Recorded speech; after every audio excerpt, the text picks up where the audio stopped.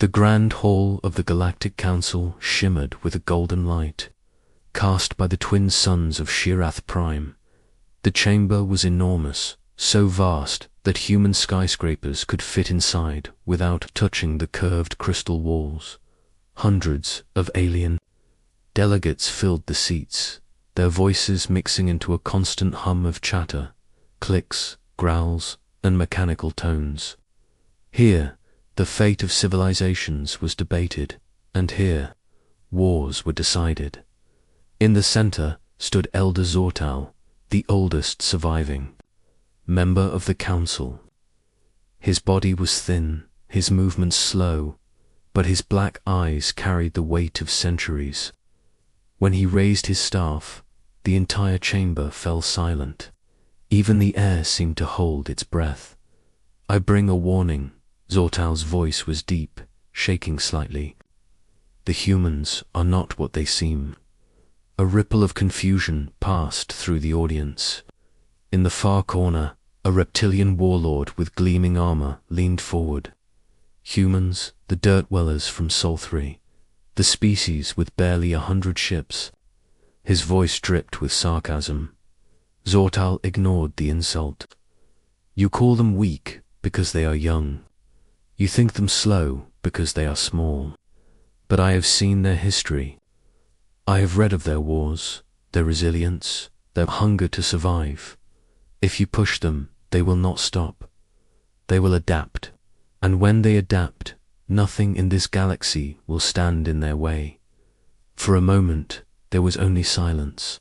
Then, somewhere in the hall, a sharp laugh broke out, a sound like broken glass.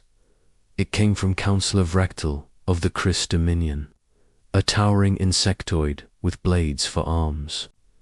"Old tales and ghost stories," he sneered. "Humans are fragile. One good strike, and they break. We could wipe them from the stars in a single campaign." Another laugh joined in, this time from a crystalline delegate whose voice rang like bells. "Elder, your fear is amusing. Do you think these primitives could ever threaten the might of the Council?" Within seconds, the hall was filled with laughter.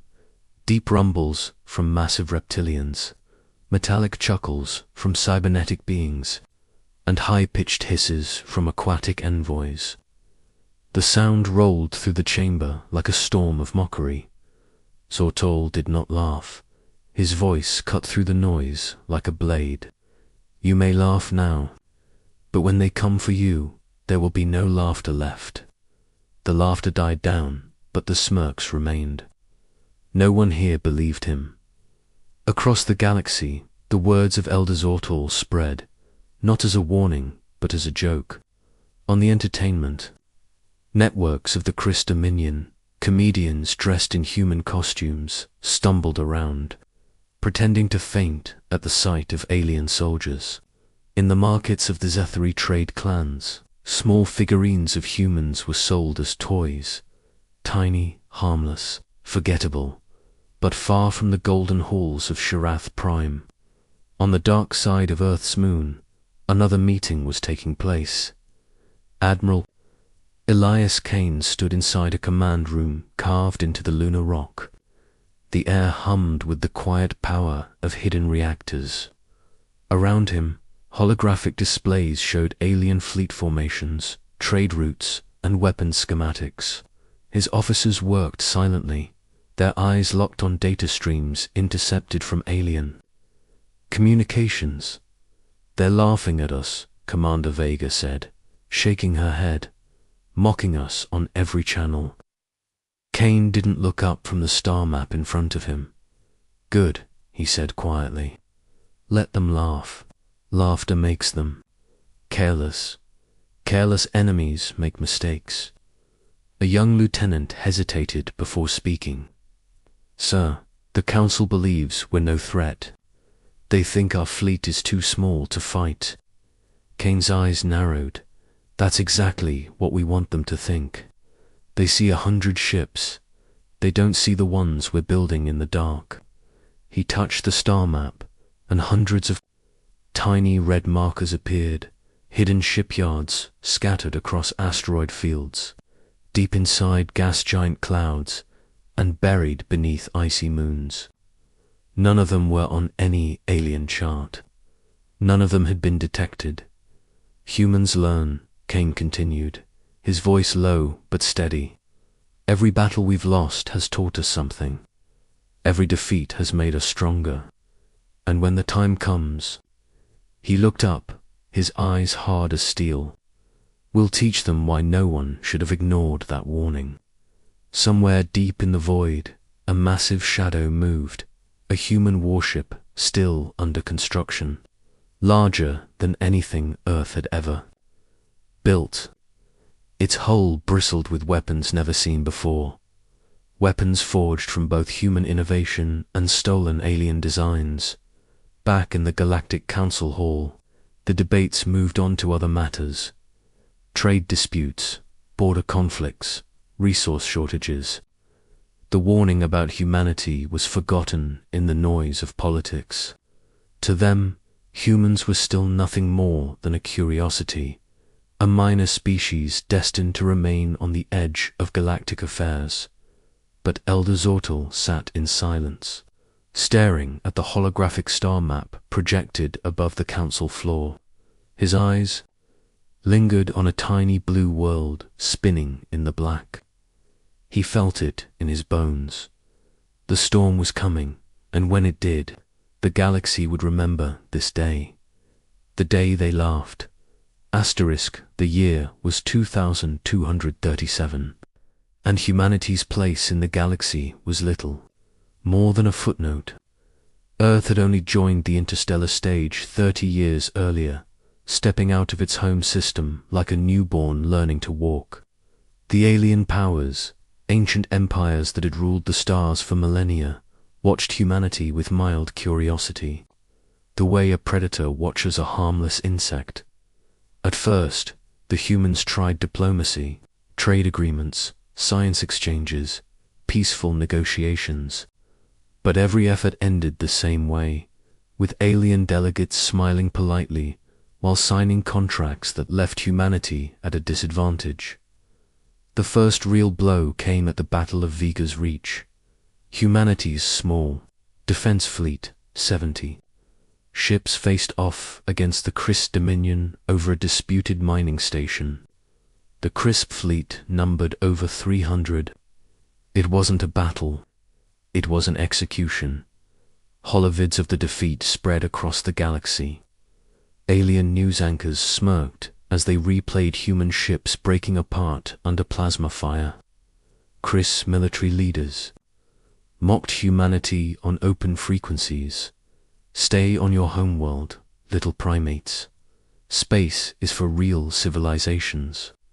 Back on Earth, the loss hit hard. Cities held vigils for the dead. Families grieved. And in the United Nations Defense Council, voices rose in anger. They think we're weak, said General Sloan, slamming his fist on the table. They think we'll crawl back into our system and stay there. I say we show them they're wrong. But Admiral Elias Kane, sitting quietly at the end of the table, had a different tone. Not yet, he said. You don't fight a giant. Head on, you cut at its legs, make it stumble. And when it's on its knees, then you strike. Kane's words were not popular at first. Many wanted revenge immediately. But over the next decade, his plan took root. Humanity began building. Quietly, instead of mass-producing fleets in public shipyards, they scattered secret construction sites across the solar system and beyond. In the asteroid belt, hidden hangars drilled deep into rock-sheltered half-finished destroyers. Inside Neptune's shadow, cloaked platforms tested experimental weapon systems powered by stolen alien reactor designs. In the Oort cloud, a massive space station served as a Black Ops training ground for elite crews, soldiers who learned not just to fight, but to think like the enemy. Human spies worked in alien ports, smuggling back crates of technology piece by piece. Engineers took apart alien weapons, learning how to make them stronger and how to build defenses against them. Every defeat humanity suffered in those years became a lesson. When a Zethari ambush destroyed 3 human freighters, the next convoy traveled hidden inside a cloud of decoy drones. When the Yava Empire used gravity mines to trap a human scout fleet, the next fleet arrived with counterfield generators that turned the trap against its owners. Slowly, quietly, humanity was changing. By 2248, the galaxy still thought of humans as a weak, harmless race. But among the crews of Earth's hidden fleet, there was a growing fire. They had seen the way aliens laughed at them. They had heard the mockery, and they were waiting for the moment to answer it. On a remote station orbiting a dead star, Admiral Kane addressed a group of newly promoted captains. The room was dim, lit only by the blue glow of the tactical map floating above the table. "You've all lost friends out there," Kane began, his voice calm but heavy. "You've seen what they think of us. They believe we're small. They believe we're fragile. But they've made one mistake." The captains leaned forward. "They think we fight like they do. They think we will play their game. We won't. We will fight on our terms, with speed, with cunning, and with no rules. But victory." He pointed to the map, where dozens of red dots marked alien fleet routes. "Every ship you command will be faster, deadlier, and smarter than theirs. And when we strike where they least expect it. We will turn their laughter into..." Silence. The captains stood in unison, fists to hearts. "For Earth," they said, "far away on Shirath Prime." Elder Zortal walked alone through the gardens of the council spire. He could feel it, the shift in the wind of history. The galaxy still laughed, but there was an edge of unease now. Reports of human skirmishes ending in alien losses were starting to appear. Small incidents that the council dismissed as luck, but Zortal knew better. The humans were preparing, and somewhere in the black between the stars, the first spark of defiance had already been lit. The stars over the Chris Dominion border were quiet, too quiet, for weeks. Alien patrol fleets had been reporting strange sensor glitches in this sector. Entire convoys would vanish from scans, only to reappear hours later in a different location. The Chris admirals blamed faulty equipment. Their ships were old, their crews complacent. After all, this was the human frontier, harmless space at 3 o'clock standard cycle. That illusion shattered. A Chris battle group, 6 cruisers and 2 carriers, cruised near the mining colony of Coruscant. The planet's surface glowed with the fires of deep excavation. It was a valuable resource world, feeding rare metals to the Dominion war machine. The humans had never dared come this close before. The Chris flagship Bloodfang detected a faint signature on the edge of its sensors. The signal was small, almost insignificant. Commander Vrektal, the same insectoid who had laughed the loudest in the council years ago, was in command, probably a freighter. He muttered, sipping a thick, dark drink. "Or a smuggler. Bring it aboard and we'll..." The signal split into 5, then 10, then 20. A cold realization hit the crew. These weren't freighters. These were warships, human warships. But they didn't look like the old, fragile ships the Chris remembered. These were sharp-edged, sleek vessels with black hulls that seemed to drink in starlight. Their drive signatures were almost invisible, their weapons glowing with an unfamiliar blue light. Before the Christ fleet could react, the first human salvo struck. Kinetic slugs, traveling at a fraction of light speed, ripped through the lead cruiser, tearing it apart before its shields could engage. Explosions blossomed in silence, fire and metal scattering into the void. "Return fire," Vrektal roared, but the humans were already moving. Their ships darted between the Criss formation like wolves circling prey. They fired from impossible angles, disappearing before the enemy could lock weapons. A Criss carrier launched its fighter swarm, hundreds of small craft fanning out to overwhelm the humans. The humans didn't run. They released a cloud of shimmering drones that swirled around the fighters like a living storm. Moments later, the drones detonated in perfect sequence, wiping the swarm from existence. From the Bloodfang's bridge, Vrektal watched in disbelief as his fleet collapsed. It was impossible. This species wasn't supposed to fight like this. They weren't supposed to win. A voice cut into the Criss communication channel, calm and cold. "This is Admiral Elias Kane of the Terran Defense Fleet. Your fleet violated human territory. You will retreat immediately." Vrektal snarled, "You think 8 ships can defeat the Criss Dominion?" Kane's reply was almost a whisper. "It's not 8 ships." From the darkness beyond, 20 more human warships emerged. The battle lasted less than an hour. When it was over, the Criss fleet was gone. Crippled ships drifting, escape.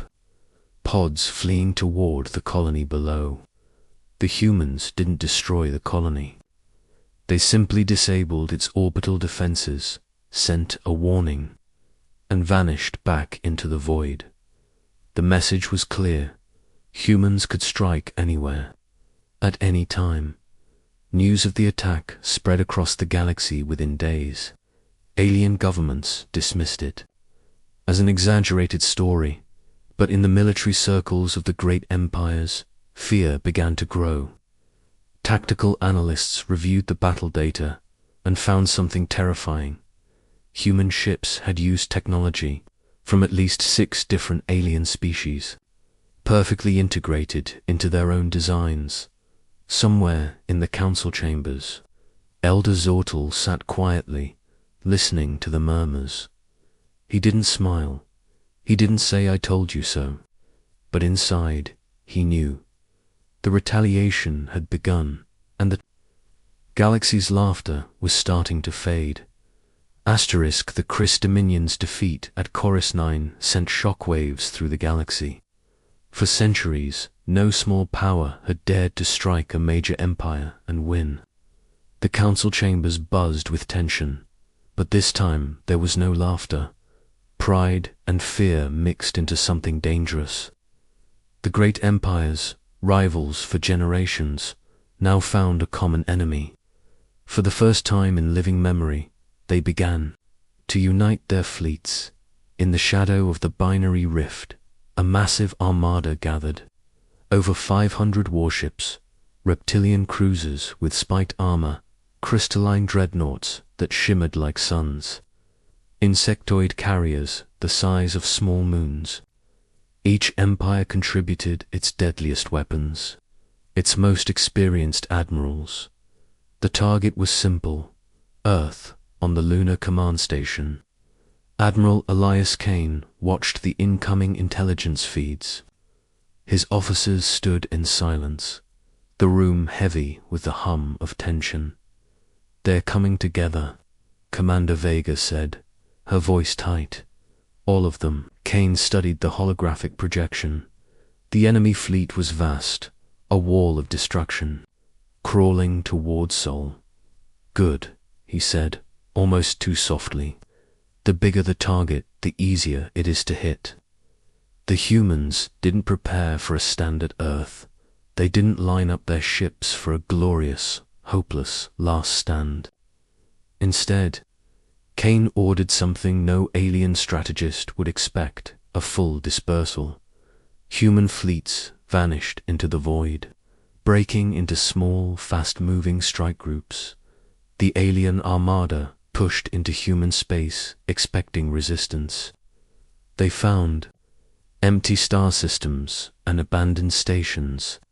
Some commanders grew impatient, others overconfident. That's when the first strikes came. In the Delta Phoenix system, a supply convoy of fuel tankers erupted in flames when human stealth ships triggered chain explosions in the asteroid belt. Without fuel, a third of the armada slowed to a crawl. At the borders of the Chris Dominion, communication relays went dark. Entire fleets were left blind and deaf in enemy space. On the icy moon of Zirus 4, elite alien marines landed to seize what they thought was a human research base. The base self-destructed the moment they breached it, taking half their landing force with it and scattering hidden city EMP clouds that fried nearby ships. Systems. The humans weren't meeting the enemy head-on, they were bleeding them dry, one cut at a time. In the war room of the Council's flagship, alien admirals shouted over one another, trying to track the human attacks. The galaxy's most advanced AI battle planners predicted patterns, but humans didn't follow patterns. They struck when they shouldn't. They retreated when they could have won. They reappeared in sectors light years away without warning. It was warfare the galaxy had never seen. Fast, chaotic, relentless. Then came Operation Scythe, using stolen hyperspace routes. The humans bypassed the main armada entirely and appeared above the homeworld of the Yevar Empire, one of the war's leading powers. The defenders scrambled, but the humans weren't there to occupy. They targeted shipyards, orbital foundries, and defense grids, cutting out the Empire's ability to produce new warships. Within 72 hours, the Java Emperor was sending desperate messages to the Council, demanding reinforcements, but reinforcements couldn't come. They were too busy fending off human raids in a dozen other systems. By the third month of the war, the massive alien alliance was collapsing. Supplies were running low, morale was breaking, and everywhere they turned, humanity was there hitting. Them vanishing, hitting again. On the bridge of the flagship Dauntless, Admiral Kane stood before the star map. Hundreds of red enemy markers blinked weakly. They thought they could crush us in one blow, Kane said to his crew. Instead, they've given us every fleet we could ever want, all in one place. Now it's time to end this. He issued the final order: strike everywhere in the following weeks. Alien worlds burned, not from conquest, but from the destruction of war machines and command centers. Humanity didn't take planets. They didn't enslave populations.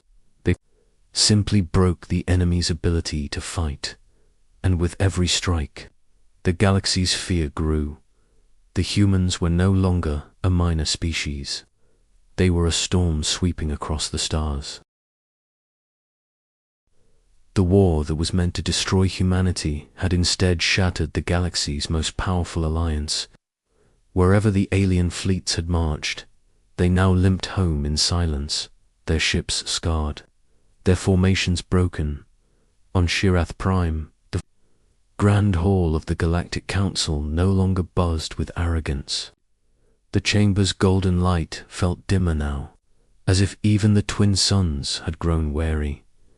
Delegates arrived under heavy guard, some missing limbs, some with the haunted eyes of those who had seen their homeworlds burn. They didn't speak loudly. Anymore, they whispered. They watched the door, because today humanity was coming. The chamber's vast doors opened with a slow, echoing groan. 2 human honor guards stepped inside, their armor jet-black visors reflecting the Council's crystal walls. Behind them walked Admiral Elias Kane. His uniform was plain, but his presence filled the room like a storm. Every alien in the chamber felt it, the quiet, unshakable confidence of someone who had fought the galaxy and walked away victorious. Elder Zortel rose from his seat. "Admiral Kane," he said, his voice heavy with a strange mix of relief and shame. "The Council welcomes you." Kane's gaze swept across the room. He saw faces he recognized, the insectoid warlord Vrechtel, who once laughed the loudest, the crystalline delegate who mocked Earth on live broadcasts, the reptilian general who promised to wipe humans from the stars. None of them met his eyes. "I did not come for welcomes," Kane said, his voice calm but carrying to every corner of the hall. "I came for an agreement." A holoscreen ignited above the central table, displaying a single document. Its title, "The Pact of Soul," Ton continued. "This war is over. From this day forward, no alien fleet will enter human territory without consent. No alien government will interfere in human colonies. And if a single world under our protection is attacked," he let the words hang, his eyes cold as steel, "we will respond as we have before, swiftly, without mercy."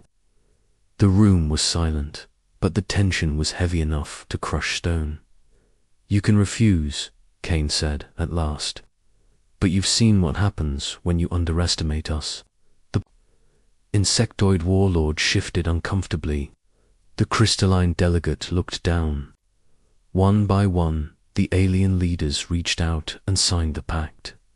When it was done, Elder Zortel stepped forward. "Admiral Kane," he said quietly, "I warned them once, long ago. They laughed at me. They laughed at humanity." Kane's eyes softened for the first time. "Then let this be the last time they laugh." He turned to leave, but before stepping through the great doors, he stopped and looked back over his shoulder. "Remember this," he said, his voice like a final strike of thunder. "Humanity does not start wars. But if you bring war to us, we will end it." The doors closed behind him, and for a long moment, no one in the chamber spoke. Outside, beyond the spires of Shirath Prime, the human flagship Dauntless waited in orbit, its black hull glinting against the stars. Around it, a dozen more warships hung in silence, like wolves guarding their pack. The galaxy would remember the war. The galaxy would remember the day they laughed. And the galaxy would never laugh at humanity again.